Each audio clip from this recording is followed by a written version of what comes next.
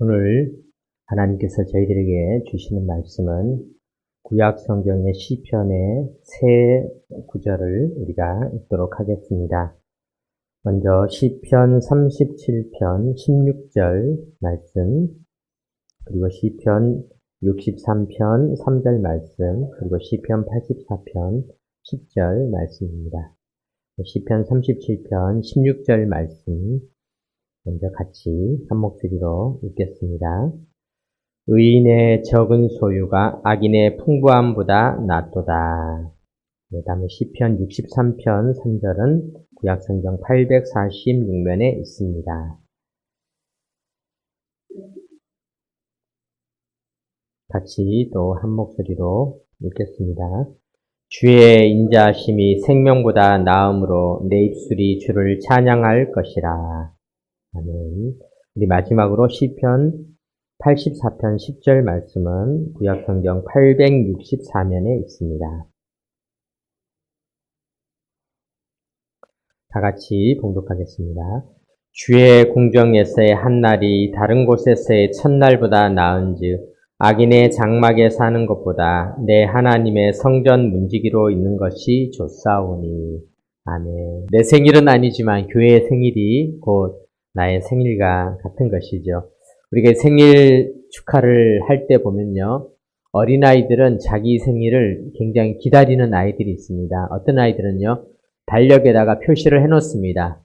그리고는 엄마한테 물어봅니다. 엄마, 일주일 지나면 무슨 날인지 알아? 이렇게 물어봅니다.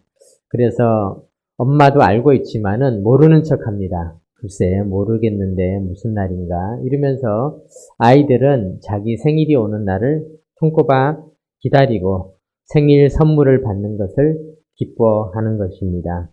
그러나 나이가 들면서 생일을 축하받는 것과 더불어서 또 하나의 마음들이 느껴지게 되는 것이죠. 어렸을 때는 그저 생일의 기쁨만 느꼈다고 한다면은 나이가 조금씩 들어가면서 생일이 되면은 엄마 생각이, 아버지 생각이, 할아버지께서 내가 태어날 때 얼마나 수고를 하셨을까?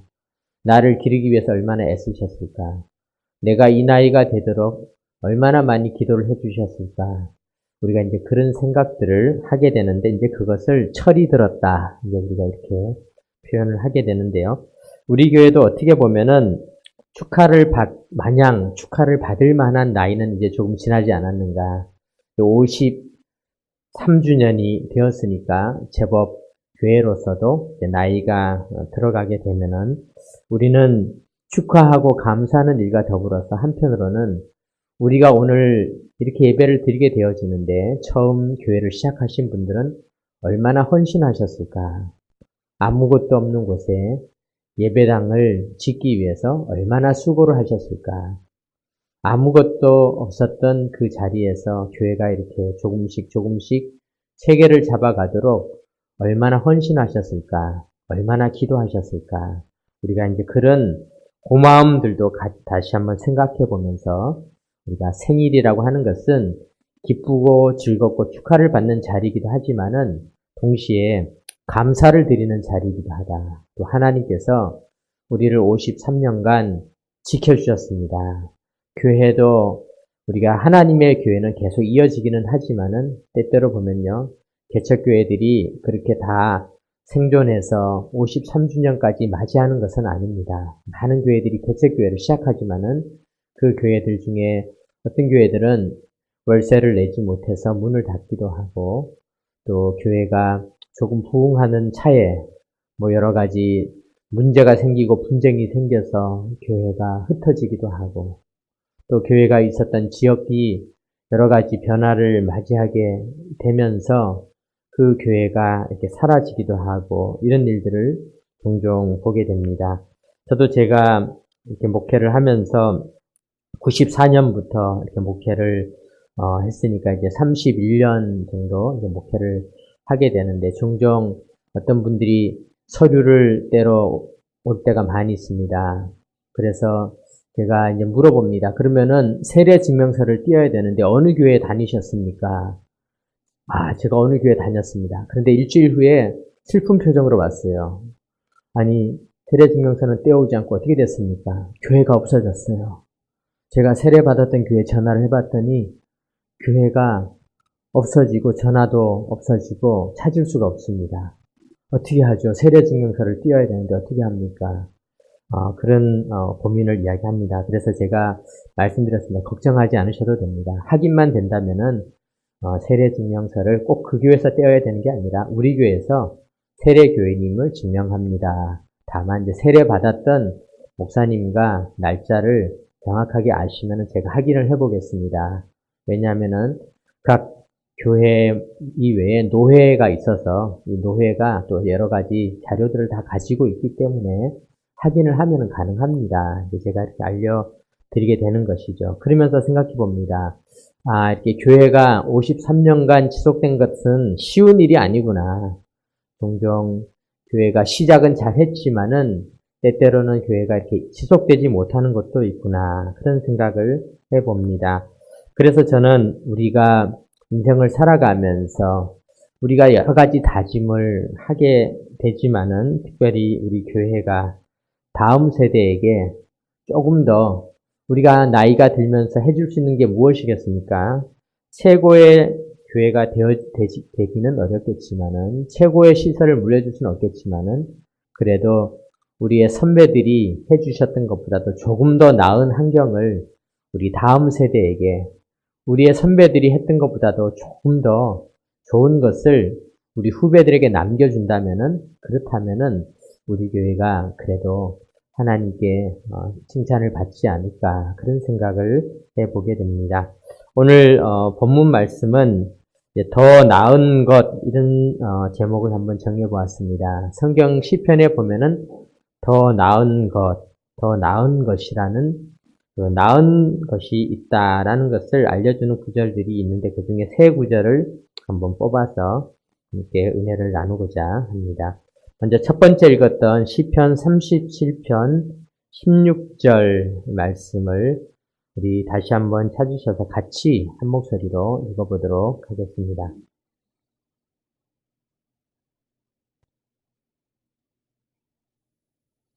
같이 한번 읽어보겠습니다. 의인의 적은 소유가 악인의 풍부함보다 낫도다. 아멘. 자, 그런데 우리가 이 구절은 성경의 정신과 또 세상의 가치관과 차이가 나는 것을 보게 됩니다. 적은 소유가 풍부한 것보다 낫다.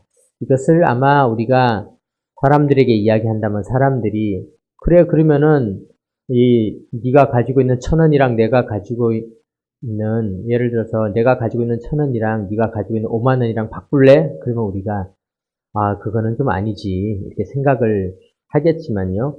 우리가 대부분 세상 속에서는 풍부한 것을 다 좋아하지 않습니까? 풍부한 것, 돈 많은 것, 부유한 것들을 생각하게 됩니다. 그런데 우리가 이제 생각해 보면요. 이 세상에 풍부함을 가지고 있다고 모두가 다 좋은 것이 아니라는 것입니다. 제가 옛날 기억을 이렇게 더듬어 보면은 우리나라도 이렇게 지금 혼란이 있었지만 옛날에 필리핀이라고 하는 나라에 이멜다라는 분이 마르코스 대통령이 쫓겨나면서 이제 이멜다 여사도 대통령궁에서 부정부패를 함으로 인해서 쫓겨났을 때 그때 여러 가지 부정부패 이야기들이 있었는데 그 중에 당시 가난한 필리핀 사람들이 가장 충격을 받았던 이유 중에 하나가 이멜다가 쫓겨나고 난 다음에 그곳에서 발견된 명품 구두가 1220컬레가 이제 발견이 된 거예요. 그래서 그때 당시에 사람들이 많이 충격을 받았어요. 와, 저 구두 한 컬레는 당시 필리핀 사람들이 1년 이상을 일을 해야 살 수 있는 그런 구두들인데 그 엄청난 구두들이 1220컬레가 신어보지도 않은 채 이렇게 전시되어져 있다가 이렇게 발견되어지면서 사람들이 큰 충격을 받았던 그런 기억이 납니다. 그런데 우리가 이렇게 생각해 보면요. 악인들이 가지고 있는 그 풍부함들, 그 소유들이 과연 악인들을 즐겁게 했을까? 그 구두가 과연 이멜다의 발에 신겨는 쳐 봤을까? 아마 그저 눈으로 지켜보면서 뿌듯해 했는지는 모르지만은 실제로는 사용되어지지도 못했던 것들을 그는 소유하고 있었습니다. 그렇게 본다면은 정말 우리는 우리가 가지고 있는 소유를 얼마나 잘 사용하고 있는가. 우리가 이렇게 사용이라고 하는 측면에서 바라본다면요. 잘 사용하는 것이 최고의 것이 최고의 것이죠. 그러니까 사용해 보지도 못하고 결국은 나를 부끄럽게 만들고 나에게 욕을 돌리며 또 전 세계에 있는 사람들이 필리핀이라는 나라에 대해서 그렇게 기억하게 만드는 그런 도구로만 전락하게 되었다면 과연 그 소유가 무슨 의미가 있을까? 이렇게 생각해 볼 수 있는 것이죠. 우리가 이제 콩나물을 길러보면요. 지금은 콩나물을 잘 기르지 않는데 옛날에는 집집마다 콩나물을 길렀습니다. 그래서 아침에 눈 뜨면서 하는 일은 물 주는 거죠. 물 주어서 기르고 물 주어서 기르고 그렇게 해서 콩나물을 길러서 먹어보면은 무쳐 먹으면은 그 맛이 아주 쏠쏠하고 그런데 언제부턴가 우리가 먹는 콩나물이 굉장히 굵어졌습니다. 살도 엄청 찌고요. 크기도 엄청 커졌어요.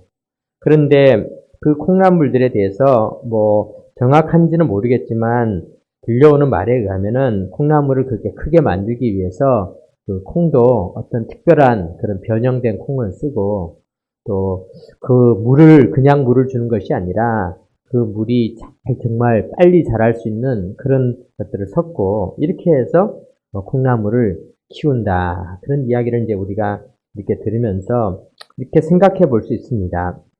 모든 정상적인 방법들은 비정상적인 방법보다는 더 큰 효용을 내지 못할 때도 있습니다.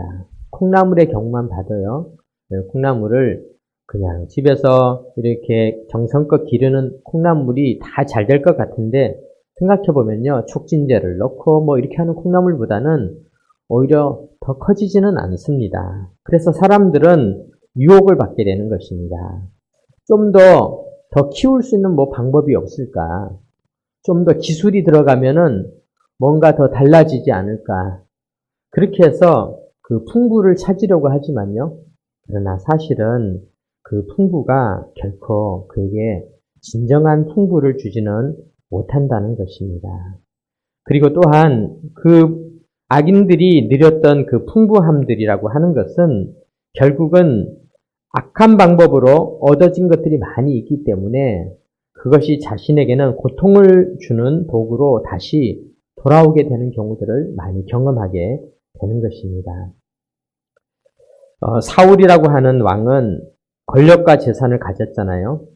그런데 그가 많은 재산을 가졌지만은 사실은 그는 의인이 아니었습니다. 악한 행동을 했습니다. 그래서 그가 가졌던 권력과 재산들을 그를 행복하게 해주지는 못했습니다. 다윗은 가난한 자였습니다. 그런데 사울왕은 잠을 자지 못해서 다윗을 불러서 다윗이 옆에서 수금을 켜서 사울왕에게 잠을 자도록 해 주었습니다. 잠언 10장 22절에 보면은 여호와께서 주시는 복은 사람을 부하게 하고 근심을 겸하여 주지 아니하시느니라. 이 구절을 보면 이렇게 생각해 볼 수 있습니다. 그렇구나. 우리가 가진 작은 복도 이 복이 근심과 같이 받는 것이 아니라면 그것이 훨씬 더 좋은 것입니다. 근심을 겸하여 받는 많은 부들은 사람을 오히려 황폐하게 만듭니다. 큰 부를 소유했는데 그 부 때문에 가정이 깨지고 잠을 자지 못하고 육신이 병들게 되고 죄를 짓게 되고 그리고 그 인생이 비참하게 끝나게 된다면은 그 부는 우리에게 무슨 유익이 있겠습니까? 심지어 우리의 영혼들까지 병들게 된다면은 그것은 우리에게 아무 유익이 없습니다. 미국의 신학자 피터 라이브스라는 분은 우리가 많이 인용하는 이런 말을 했습니다. 돈으로 집을 살 수 있지만 가정을 살 수는 없다. 많이 들어본 말이죠. 돈으로 침대를 살 수 있지만은 잠을 살 수는 없다. 이것도 많이 들어본 말이죠. 돈으로 시계를 살 수 있지만은 시간을 사지는 못한다. 돈으로 책을 살 수 있지만 지혜를 살 수는 없다. 돈으로 지위를 살 수는 있어도 존경을 살 수는 없다. 돈으로 피를 살 수는 있어도 생명을 살 수는 없다. 돈으로 약은 살 수 있지만 건강은 살 수 없다. 돈으로 성대한 장례식을 치를 수는 있지만은 영원의 삶, 영생의 삶을 살 수는 없다. 우리가 인생을 살아가면서 겪게 되는 작은 것들, 그러나 그 작은 것들이 주님과 더불어서 우리가 이루었다면 그것은 가치 있고 의미 있는 것임을 믿으시기 바랍니다. 적은 자여 안심하라. 적은 무리여 안심하라. 하나님은 우리가 생일이 된 우리에게 다른 것들과 비교하게 하지 않습니다. 내가 나이가 이렇게 되었는데 남들은 저런 재산을 가졌는데 나는 요것밖에 갖지 못했구나. 남들은 내 나이에 저런 것을 이뤘는데 나는 이것밖에 이루지 못했구나. 이것은 세상적인 비교의 방식입니다. 우리는 그 방식을 버려야 합니다. 지금 내가 가진 이 작은 것들이 얼마나 소중한 것인지, 그것이 하나님과 더불어 이루었던 것이라면은 놀라운 가치가 있는 것입니다. 그 작은 콩나물 뿌리 하나가 산삼보다 우리 건강에 더 좋을 수가 있는 것이고, 그 포동포동 찐 그 콩나물이 우리의 건강을 해치는 음식이 될 수도 있는 것입니다. 사랑하는 성도 여러분, 주님이 주시는 적은 소유를 기쁨으로 받으시기 바랍니다. 그것이 훨씬 더 가치가 있는 것임을 믿으시기 바랍니다. 두 번째로 우리가 시편 63편 3절 말씀 한번 읽어보겠습니다. 이 63편에 보면은 다윗의 시 유다 광야에 있을 때 이렇게 표제가 달려 있는데요. 같이 한번 읽어보겠습니다. 주의 인자하심이 생명보다 나음으로 내 입술이 주를 찬양할 것이다. 이번에는 주의 인자하심이 생명보다 훨씬 더 낫다 이렇게 표현을 하고 있는 것을 보게 됩니다. 근데 이 시는 다윗이 광야에서 기록한 시인데요. 우리가 이 다윗이라고 하는 사람의 인생을 보면은 다윗은 하나님의 사랑을 많이 받은 자이기도 하지만은 가정적으로 보면은 참 아픈 사람이었습니다. 다윗이 아버지와 형들로부터는 무시와 차별을 받았어요. 다윗은 그래서 결혼을 했는데 결혼했던 아내 미갈이라고 하는 여인은 결국 다른 남자에게 강제로 시집을 가게 되었어요. 그래서 억지로 찾아왔지만은 이번에는 다윗의 신앙을 이해해 주지 못하고 다윗이 하나님 앞에 춤을 출 때 비웃었습니다. 이 신앙이 다른 여인과 살아간다라는 것은 얼마나 큰 고통이었겠습니까? 다윗은 아버지와 형제들로부터도 어려움을 당했고 아내로부터도 어려움을 당했지만 그것으로 그친 것이 아니라 다윗은 자기가 낳은 자식들에게도 배신을 많이 당하고 아픔을 많이 받았습니다. 그 중에서도 다윗보다 앞서서 자기의 딸을 다윗의 딸을 첫 아들이 강간함으로 말미암아서 형제 간에 싸움이 벌어져서 압살롬이라고 하는 다윗의 아들이 그의 큰 형인 암논을 죽이는 일이 일어났습니다. 부모가 볼 수 있는 가장 아픈 것이 바로 그것이죠. 자식들끼리 싸우다가 형제 간의 죽임과 또 성강간 이런 성범죄까지 일어나는 이런 모습들을 바라본다라는 것은 다윗이 얼마나 큰 고통이었을까 우리가 이렇게 생각해 볼 수 있습니다. 그런데 다윗은 압살롬을 용서해 주었는데 그것이 화근이 되었습니다. 용서받았던 압살롬은 자기 형을 죽여서 아버지의 못에 대못을 박은 것으로도 모자라서 정말 더 폐륜적인 행동을 하게 되었는데 그것은 뭐냐면은 아버지 대신 왕이 되려고 반역을 일으킨 다음에 아버지가 광야길로 도망을 가게 되자 아버지의 후궁들을 범하는 끔찍한 범죄를